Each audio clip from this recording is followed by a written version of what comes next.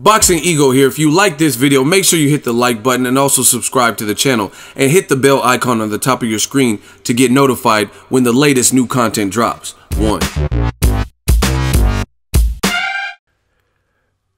Errol Spence already cutting weight for his mega fight with Mikey Garcia. Stay tuned. What up, fight world? It's your boy Ego, and I'm back with some more boxing. Make sure you smash the like button. Also subscribe to the channel for the latest and greatest in boxing. If you want to become part of the gang, notification gang, please hit the bell icon. Shout out to the super chats, channel donations, the Venmo donations, and the Patreon family. We working. Channel members, I appreciate you. Hold it down. Now, March 16th, we have quite the fight on our hands. Caught some people off guard. A lot of people, even myself, initially, when Mikey Garcia was calling out Errol, the Truth Spence Jr., I thought that was a tall order, and I didn't know that he was serious about it. But Mikey Garcia defied all the odds, and he proved that he meant it. Because March 16th, Arlington, Texas, real close to Dallas, we have a fight. Spence versus Garcia, Fox pay-per-view. Now, the clip you see looping is Errol Spence's current clip. Today, in fact, he's already cutting weight. A lot of people, listen, even Terrence Crawford, he had the confrontation. I did several videos about it where him and Errol Spence were at the Maurice Hooker. Shout out to Maurice Hooker on his WBO title defense. Very good fight with Alex Acedo. He beat him. 7th round, I think it was, stoppage. Now, even Terrence Crawford was poking some fun at Errol Spence. He called him fat. And then Errol Spence rebutted. He says, what about me at the weigh-in? I think that's a good point. Like, for me, I look at it like this. I know fighters. You know, the training, the regimens, the day in, day out, eating bland food, you know, saunas, treadmill, all of that is rough. So I don't so much, listen to what I'm saying carefully. I feel like this. I don't think fighters should do the most and venture off into, you know, the Prince Nassim, the Ricky Hattons, and, you know, there's other people throughout history that have ballooned up. Tyson Fury recently. I'm not suggesting that. But Errol Spence, he doesn't get crazy big. You know what I'm saying? Like, he doesn't look like he looks at the weigh-in. You know, but he still looks like he hits the gym and stuff. Like, you know, he don't look sloppy to me. You know what I'm saying? I've seen Errol Spence when he's just going for fights. So I don't really mind guys gaining weight and their walk around weight being more.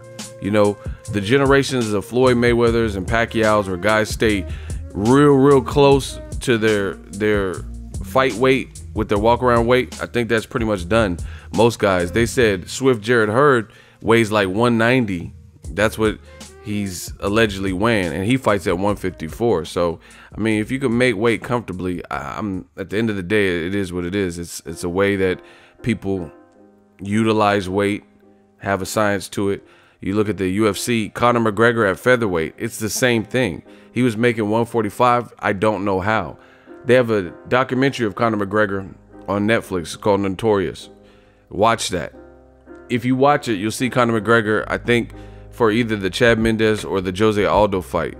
And he was leaving his house in Vegas, and he looked scrawny. He looked like, you know, like a stray dog. Like, he looked real bad.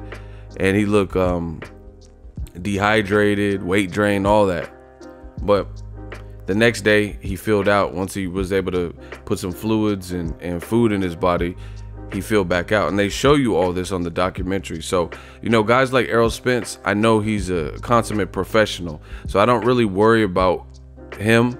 Like, the guys I worry more about are the people, like, even Tank Davis is my dude. You know, Adrian Broner's a fun character in boxing, but they've actually missed weight.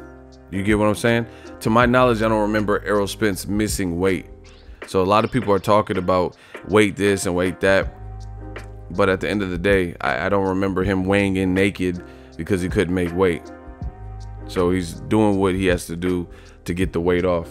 And that's just what it is. So, again, it's kind of a gray area because I don't, I don't think you should do the Tyson Fury thing and gain a bunch of weight, hella weight, and weigh 400 pounds. I don't believe that. But at the end of the day, if you walk around higher, you know, but you're professional, and when it comes to get that weight off, you take it serious, you put the road work in, then it is what it is.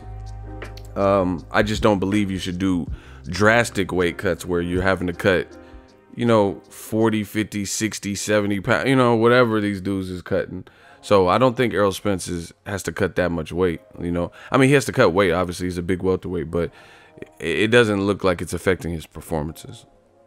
Bottom line, a lot of people get all, you know, scared, but he's not missing weight. Now, if that happens, then we can address that case by case basis. So that's just my thoughts. It looks like he's trying to get the weight off, you know. And the funny thing is, people keep scrutinizing Errol Spence's weight, but Mikey Garcia is actually the person who has had issues making weights in divisions he was at. You know, he was a champion and he lost his belt on the scale. They actually documented this on HBO 2 days, where they stay with the fighter for 48 hours and give you the BTS, behind the scenes footage. And he was throwing up in trash cans and stuff like that. So, you know, it's a cruel and like grueling thing that the fighters go through. But I'm more concerned about it when the performances suffer. You know, if the performances are there and a guy, his walk around weight, like if I see Errol Spence, he goes to Jamaica or something, see him on Snap, and he just looks bigger than his walk around weight. You know, it's not that big. You know, Canelo or whoever else, as long as they're putting on the performances that they need to without going over the deep end. That's my standpoint. But Errol's already slicing the pounds off, and he has plenty of time. That's the other thing. If he was about to fight Mikey Garcia in 2 weeks, you guys got to be realistic. If he's about to fight Mikey Garcia in 2 weeks or some shit, I'd be like, oh, wow, what is he doing? You know, but he's not fighting till March. He has more than enough time. So that's my update. Garcia, he's moving up in weight. So if anything, he has to cut less weight. I don't think making weight is going to be a problem for him. So it should be a good fight. Fox pay-per-view. Let me know what you guys think. That is the latest. Keep it locked on the channel. I'll give you guys all the updates on this particular fight. It's a fight I'm looking forward to.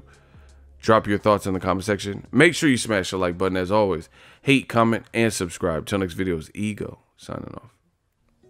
So if you enjoyed this video and want more content like this on the channel, you can show your appreciation by going to the PayPal donate button or the YouTube support button, and you can donate any amount that you feel is equivalent to the value of this video. Much more to come. Thank you guys for your support. Boxingego, the future of boxing.